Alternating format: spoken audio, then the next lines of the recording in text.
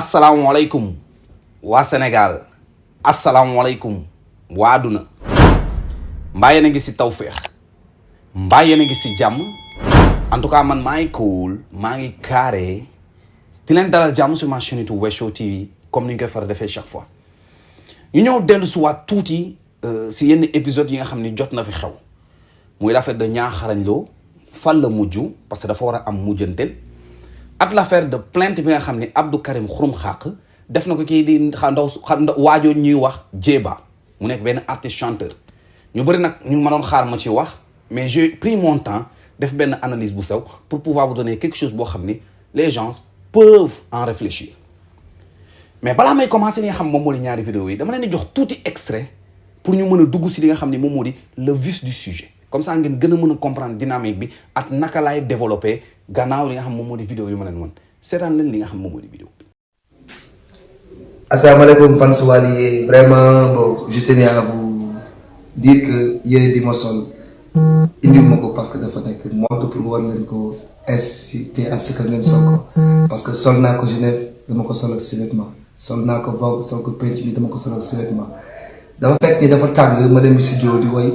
ñu woo ma ne ma concert Dof Ndeye léegi mu wàcc scène bi te jour bi may dem studio naturellement sol ko sous-vêtement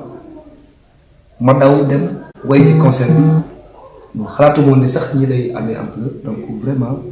c'était pour vous dire que man maa def bêtise ñàkk sol sous-vêtement et je le reconnais. kon bu jëf ji amee laay yëpp di ko naxarlu dama leen di jéggalu damay jéggalu bu baax parce que xam naa ne defuma lu aay waaye nag naa jéggalu comme loolu moo xamante ne mooy tax kenn ku ci nekk xam naa ne am ngeen fu ngeen ma teg moo tax ku ci nekk di ko naxarlu. def sénégalais yi nag dañ ma soutenir mais dama def yëfu doomu aadama rek muy juum sa doomu aadama mooy juum yëfu doomu aadama rek laa def ndax matuma su ma matoon amaana du ma nekk fii donc damaa juum muy koor ak ñàkk koor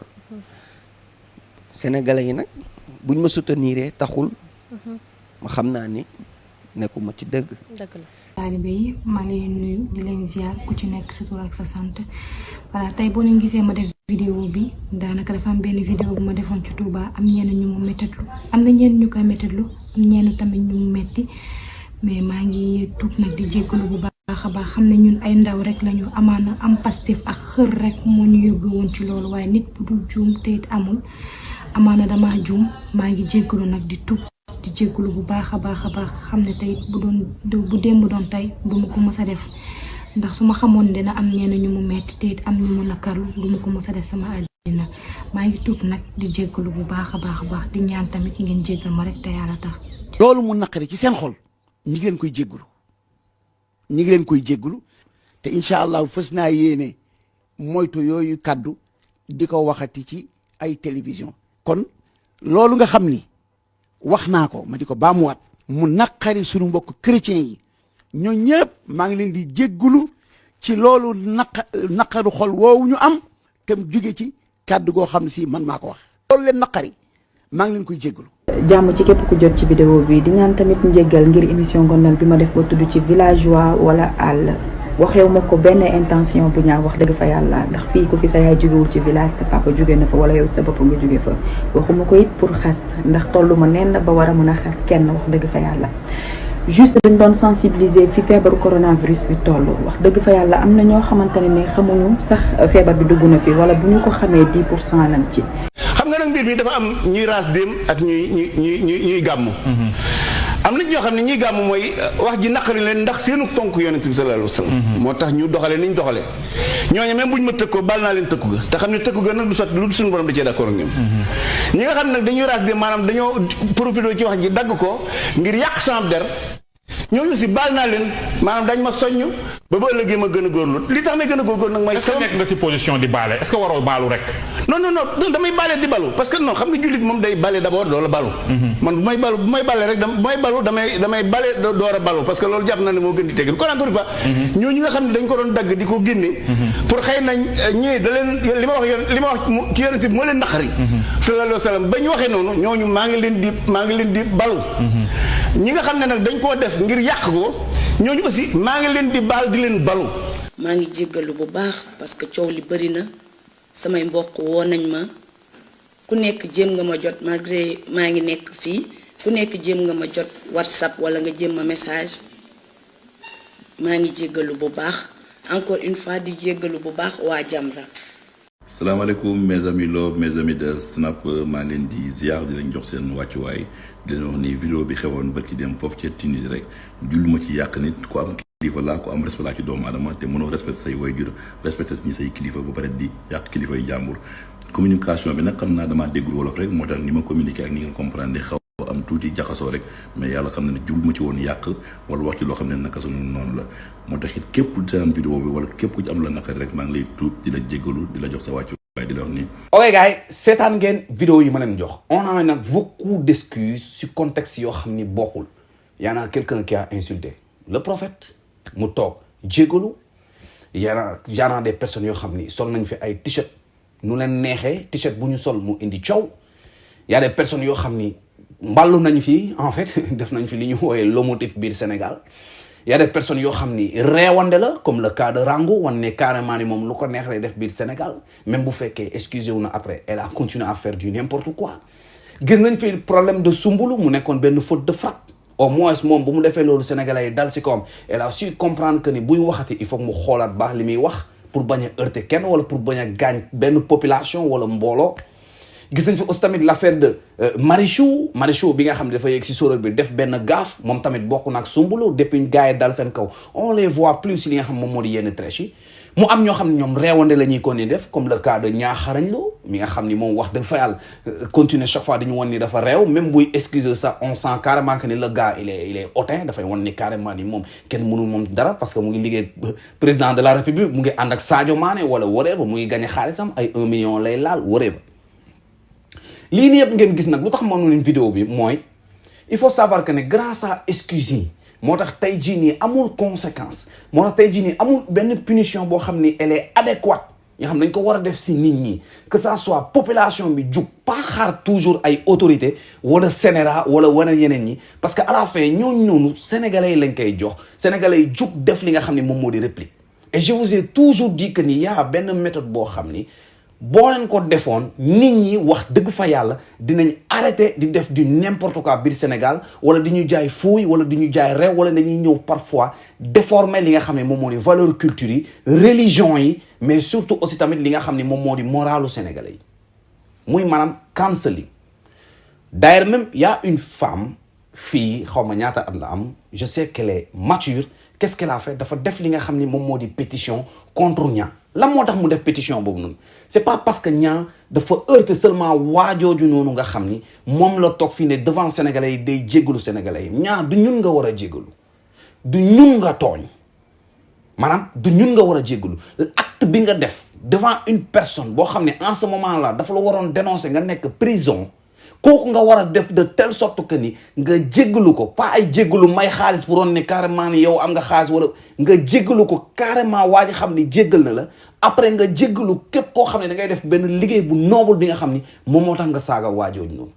parce que dëgg la waa ji nga nga indexé moom nga vidéo moom nga xas mais tamit yemul woon si waajooju noonu da nga xas beaucoup de personnes yi nga xam ni ñu ngi def li nga xam ni moom moo di métier bu noble métier boo xam ne dañ si bëgg a dundal li nga xam ni moo di seen njaboot. léegi nag pour loolu dañ il faut moo am une première personne boo xam ni faaw gars yi wan sénégalais yi pour maanaam pouvoir bi ñu am si ñi nga xam ni moo ji nee naa leen chaque fois sénégalais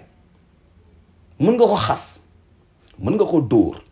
mën nga ko tëj prison mën nga ko def lu nekk bu génnee du bàyyi parce que amul conséquence bu grave boo xam dal na ko la meilleure solution mooy soit nga jël xaalis si poche am mooy maanaam avec des amendes nga amende nit ki carrément mu sentir ni carrément ne xaalis génn na si poche am wala bu fekkee ay ñi ñuy wooy influenceur wala ay snapchateur wala ay tiktoker wala ay youtubeur ba si ñun sax vous faites de telle sorte que ngeen canceling ko ngeen désabonné si li nga xam ne moom moo di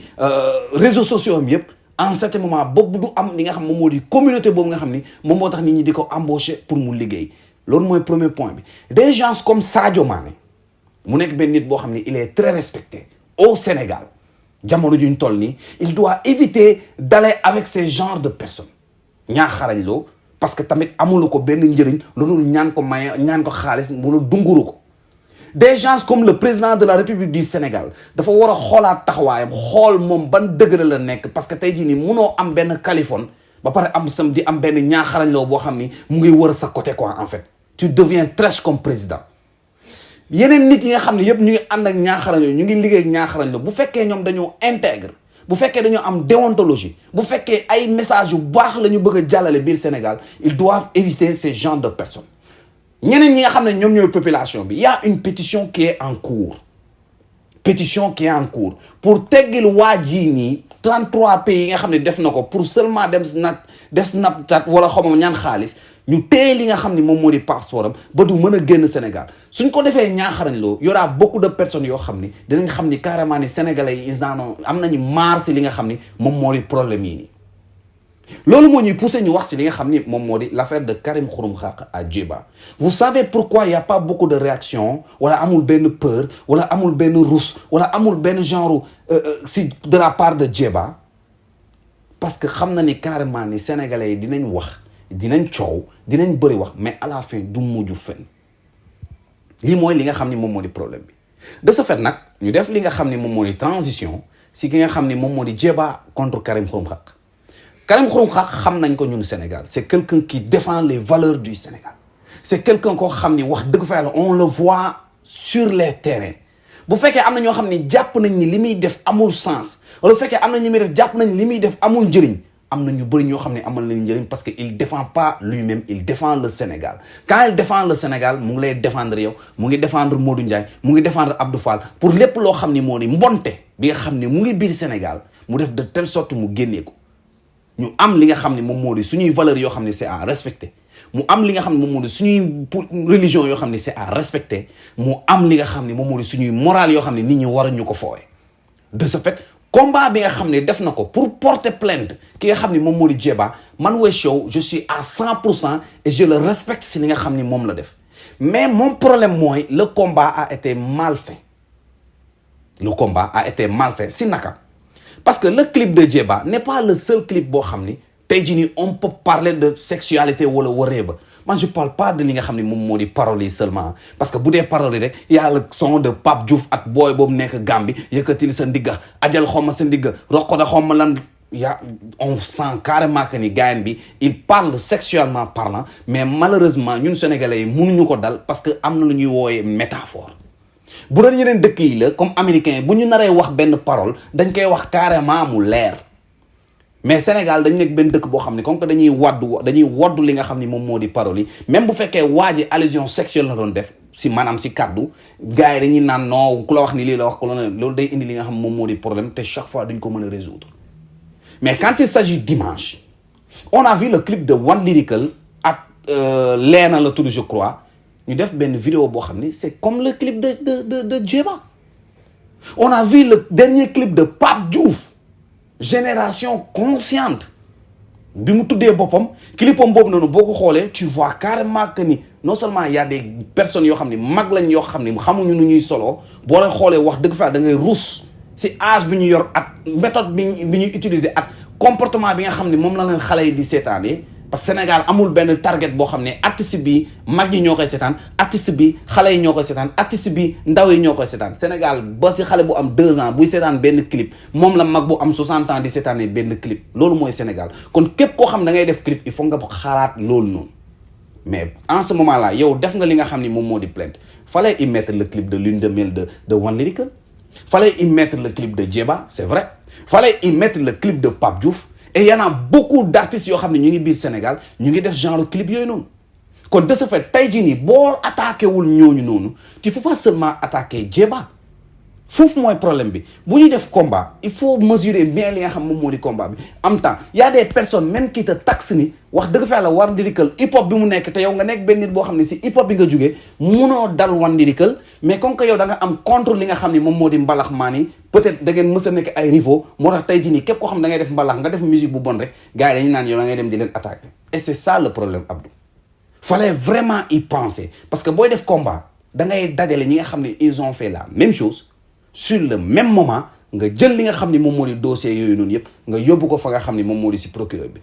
en tout cas gars yi lii moo nekkoon li nga xam ni moom laa bëggoon wax bu leen fàtte pétition ñaa bi képp koo xam ni sentir nga ni ñaa war na mën a am li nga xam ne moom moo di benn punition bu mat maanaam réseaux sociaux yi gars yi def ko cancelling demal nga inscrire ci pétition boobu noonu bu fekkee nag jàpp nga ne yow wax dëgg fa yàlla jaru ko en tant que sénégalais am nga yërmande émotion baa ngi daw bul ko def mais respecte aussi tamit les personnes yi nga xam ne jàpp nañ ni ils se sont sentis offensés gis nañ ni carrément acte bi nga xam ne moom la ñaa def c'est ignoble ñu kii ko bu fekkee tamit da nga war a jàpp ni Pape li ma wax ni Abdou Karim Gueye tu dois faire la même chose dem si ki nga xam moom moo di Wally Seck dem si Pape Diouf et beaucoup d'autres artistes yoo xam ne en ce moment là ñu ngi génnee clip di foo di wax yenn paroles yi di wax yenn paroles yu bon yi ñoom ñëpp si lañ bokk en tout cas gars yi li moo nekkoon li nga xam ne moom moo di vidéo bi ñu joxante daje si beneen vidéo King West la woon ak yéen